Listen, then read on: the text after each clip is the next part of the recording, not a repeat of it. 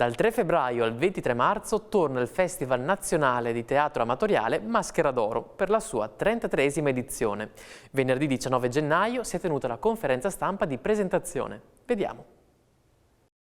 Si è tenuta nella sede di Confartigianato Vicenza la conferenza stampa di presentazione della Maschera d'Oro, la kermesse del teatro amatoriale organizzata dal Comitato Veneto della Federazione Italiana Teatro Amatori, FITA, in partnership con Regione del Veneto, Amministrazione Provinciale di Vicenza, Comune di Vicenza, Il Giornale di Vicenza e Confartigianato Provinciale, con il patrocinio, tra gli altri, di FITA Nazionale. La manifestazione si svolgerà, come la tradizione, al Teatro San Marco di Vicenza, con spettacoli il sabato alle 21, dal 3 febbraio al 16 marzo e serata finale con proclamazione dei vincitori e spettacolo fuori corso il 23 marzo.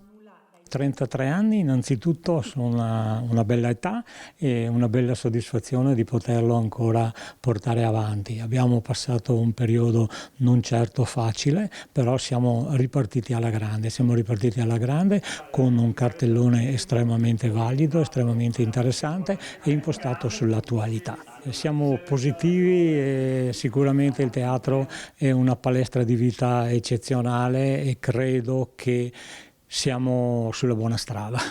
Al festival è abbinato il 27° premio Faber Teatro di Confartigianato Imprese Vicenza, che sabato 18 maggio consentirà alla compagnia vincitrice della Maschera d'Oro di esibirsi per una sera al Teatro Olimpico di Vicenza. È un piacere essere al fianco alla Maschera d'Oro perché questi 33 anni sono il segno della continuità. È un tema importante, il teatro amatoriale si avvicina molto al mondo dell'artigianato e noi vogliamo essere a fianco perché per la nostra provincia, per la nostra città è un valore aggiunto. E poi abbiamo questa grandissima opportunità che la compagnia vincitrice potrà esibirsi sul palco del Teatro Olimpico, che è sempre un'emozione forte e che dà veramente un premio a questi artisti del teatro che lavorano con tanta passione e con tanta caparbietà e danno anche un segnale di distensione in questo momento molto particolare.